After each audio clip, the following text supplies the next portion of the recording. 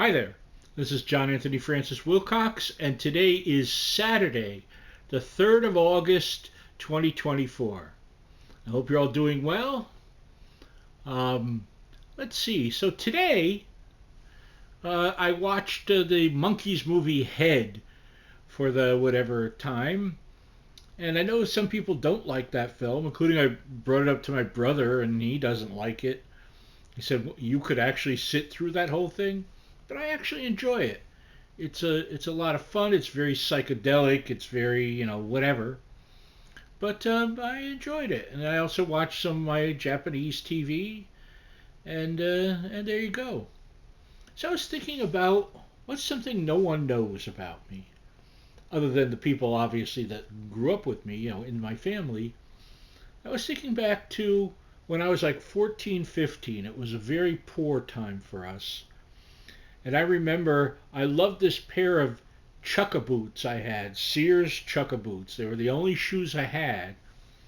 And the they have a gum sole and the sole had split.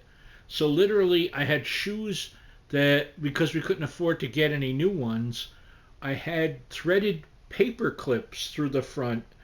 And so each shoe had three paper clips at the front that I made a hole in the leather of the chukka boot or the whatever it is of the suede or I don't even know whatever and did it through there.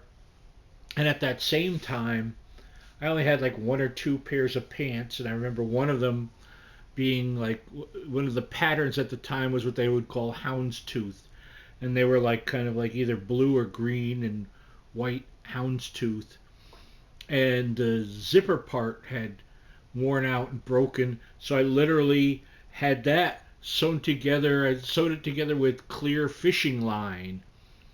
And for like a year, that was pretty much the main clothes I had. I might have had another pair of pants, but they had the same problem. And one or two shirts. So it was a very, very poor time. And then I remember in 78, I believe it was, I got a pair of Sears, kind of like the closest I would say is sort of like a Nike or Adidas style shoe that were like a forest green, and I wore those for God over 10 years. So I may even have them still somewhere in the basement or something or in a bag. I don't know, but when you're poor, you get the most use as you can out of stuff. But it was a tough time, but it was heading towards a marginally better time because my dad was still an alcoholic at that time. But in the summer of 76, he gave that up. And that was a turning point in everything, really. A more hopeful time. It was still problematic times, but more hopeful. So yeah, I've never told anyone that. No one knows that story outside of those, obviously like my family at the time. Um, what else? So I didn't do too much work this week, but sort of seeding work, sending out inquiries for stuff, and talk with a few people. That was nice. And beyond that, it's been kind of I'll call it a non-week.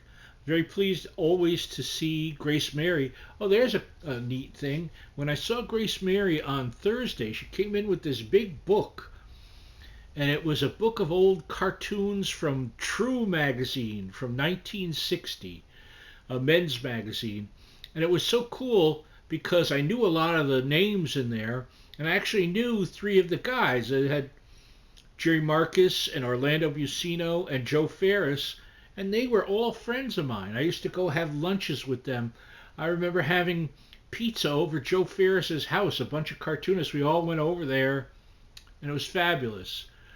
A lot of great gags and stuff. There's a gag that cracked me up in this book, and it's a guy reading a will, and there's three, a woman and two men looking sternly and unhappy, and he's like, we'll say it's Joe Smith.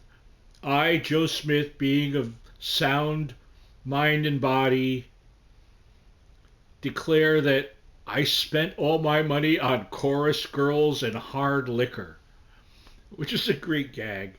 So it was like gags like that, and very much of its time. You know, some Gina Lola Brigida and Anita Ekberg jokes, and just wonderful. Charles Addams, created the Addams Family, so had some gags in there. So it was a real treat, and I'm very thankful to Grace Mary for doing that. But this is a relatively short one, folks, because it's been kind of a blankish week. So I hope you're all doing well. I love you, and I'll see you next time. Bye bye.